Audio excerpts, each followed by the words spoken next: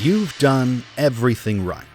You're respectful, reliable, you don't play games, and still she pulls away.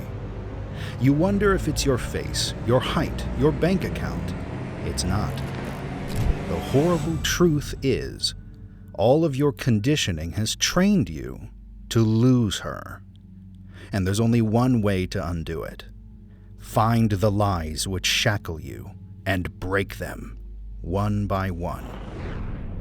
Or love will continue to slip through your fingers like sand.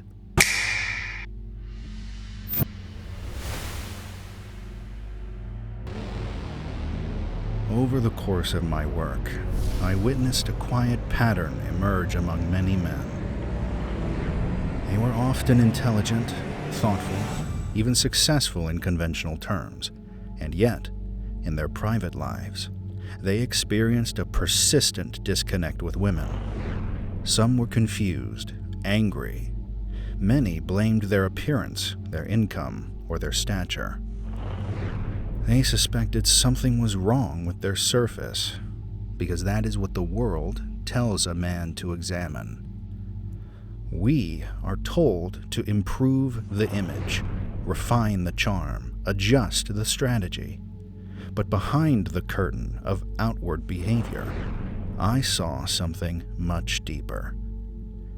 These men were not lacking desirable qualities. These were men whose souls were at war with themselves. The following stories are shaped by the patterns I saw unfold over decades. Perhaps one will reflect something you have yet to name within yourself. There was once a man who entered every room with a smile that arrived too quickly. He desired a loving relationship with a woman above all else. He agreed with everyone, praised others constantly, never spoke of his discomforts. His manners were impeccable. He believed he was doing everything right, and yet, no woman ever seemed drawn to him. They spoke of him kindly, but felt no spark, no substance. He's a really nice guy, they said, but something about him felt slippery, too smooth to hold. The truth was, he had confused connection with agreeableness. He couldn't enjoy the moment with her like he would with a trusted friend because he was too busy anxiously anticipating her every need, like a servant. I asked him, how can a woman ever see you as her lover? How will she ever step into your world if you're only ever focused on hers? That's when he realized he wasn't connecting with her, he was appeasing her, always trying to manage her emotions, to keep everything soft, smooth, and safe. But if I never upset her, he thought, why would she ever want to leave? His entire sense of identity was wrapped in the persona, the mask we're taught to wear to peacefully coexist with others. But in living for harmony, he had neglected himself. He had lost his voice. He no longer knew how to express himself honestly, especially around a woman he desired. Women did not reject this man because he was unkind. On the contrary, they withdrew because his love felt artificial. You are afraid, I told him. Afraid of conflict, of disapproval, rejection. Your kindness is a strategy. It was a defense mechanism, a subconscious attempt to protect himself from being hurt. He was trying to control her perception of him. He hadn't realized this was emotional manipulation. He thought everyone felt the same pressure to be pleasant. Kind deeds driven by fear lose all meaning, I said. So, we began the work with a simple task: to notice what he felt before he tried to fix it.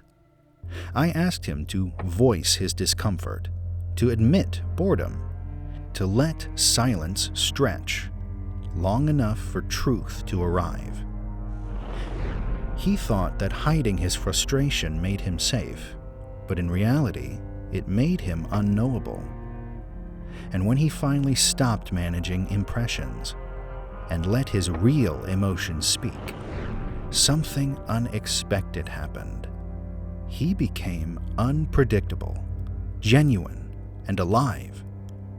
And in return, women began to lean in, not because he was likable, but because they could finally feel him, the real him. But not all men hide their truth behind politeness. Some do not fear conflict, they fear abandonment. And in their hunger to be loved, they wear their hearts on their sleeves too early and too often.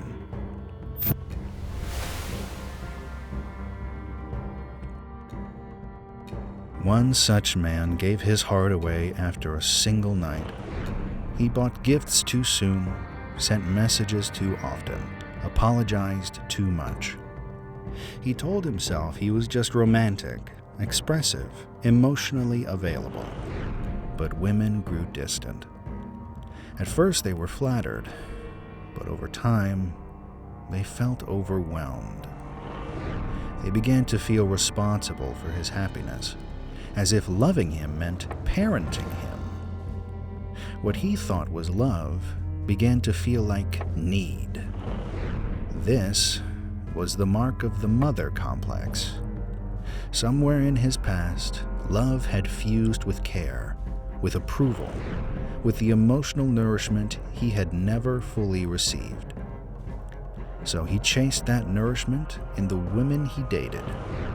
But instead of seeking companionship, he sought maternal rescue. Unconsciously, he asked women to heal the wounds of his boyhood. For him, the work began with grief.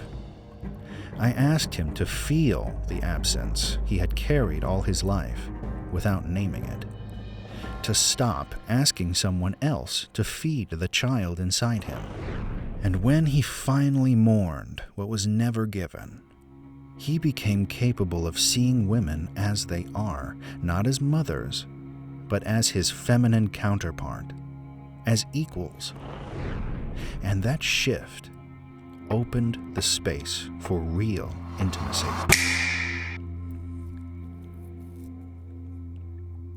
But not all men are ruled by longing. Some are ruled by suspicion. Where one man clings too tightly, another refuses to reach at all. The first burdens women with need. The second defends with doubt. At least, that's what he tells himself.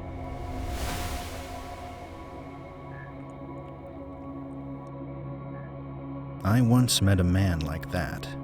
He had been betrayed, just once. But he had let it define everything. Every woman afterwards was scrutinized, suspected, and held at arm's length. He called it discernment, but it was fear dressed as insight. What he believed to be wisdom was really a defense, a way to avoid being hurt again by never fully letting anyone in. At the end of the day, he said, it's all just a game to them. Whoever cares less wins. He was possessed by what I came to call the negative animus, his wounded inner masculine, a force that, when injured, does not offer clarity, but instead twists his view of women until warmth feels like a tactic and love looks like a setup. His mind protected him, but at the cost of his heart. His dates were not conversations, they were interrogations. His affection was conditional, offered only when safety seemed guaranteed, which it rarely did. Fortunately, I helped him name the pain. Not the sweeping generalization of women hurt me, but the more honest truth of she hurt me. That one woman, that one moment. And when he saw the wound in its actual size, it stopped shaping all his perceptions It no longer needed to cast a shadow over every new possibility. But not all men retreat into distrust. Some go the other way. They don't fear women, they worship them. They don't build walls, they build altars.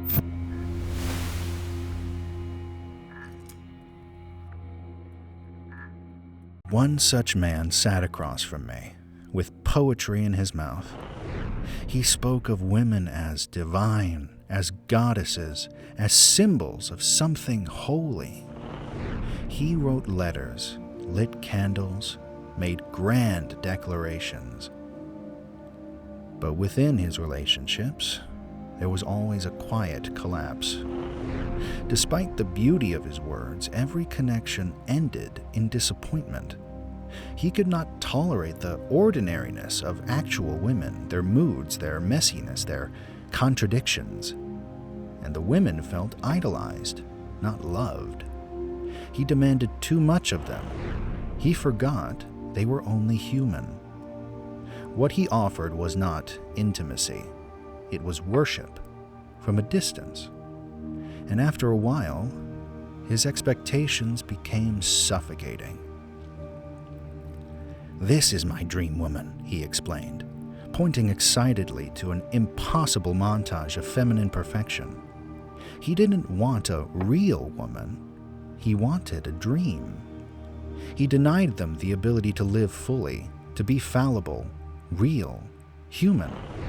So I asked him to turn inward, to stop chasing transcendence through others, to sit with his own sorrow and beauty, to meet his tenderness not as something shameful, but as something sacred, to honor his vulnerability not through another's eyes, but through his own, to stop assigning spiritual meaning to someone he barely knew, and instead learn to locate that sense of holiness within his own emotional landscape. It was not an easy shift. It required grieving the illusion. But as he did, something softened. His relationships became less enchanted, yes, but they also became more alive. The drama gave way to dialogue.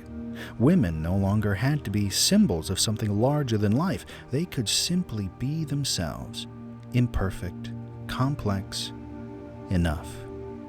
And in that simplicity, something genuine began to grow. But not all men dream of the divine. Some build empires. They chase mastery instead of mystery, not through others, but through themselves. This, too, is a misguided pursuit of love.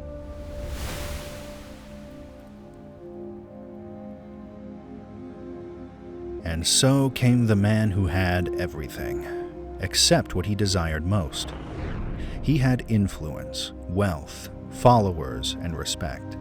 On paper, he was complete. But women described him as unreachable, present in body, absent in soul. He inspired admiration, but never affection.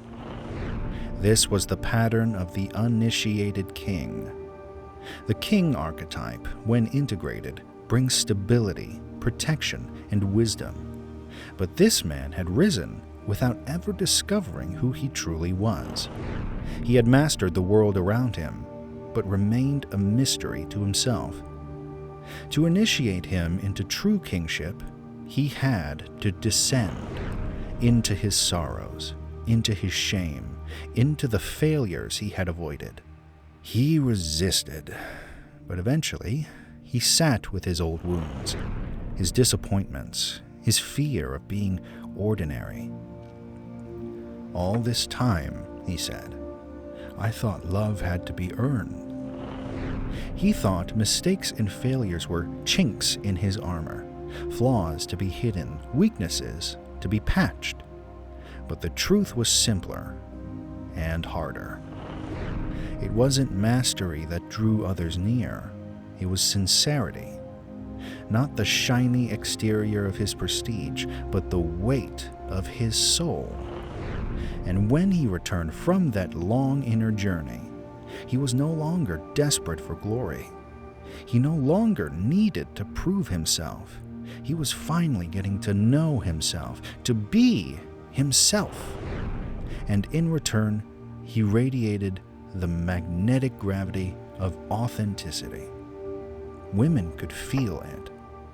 He had to let go of the need to impress. He stood as he was, no more and no less. The chase had ended. He was no longer in search of a far-off destination, because he was finally at home in himself. It's not your face, not your height, not your bank account. You repel women when you abandon yourself, but when you return, fully and without apology, you become a place love longs to rest.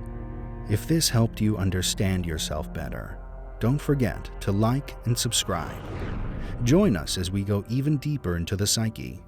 There's more where this came from.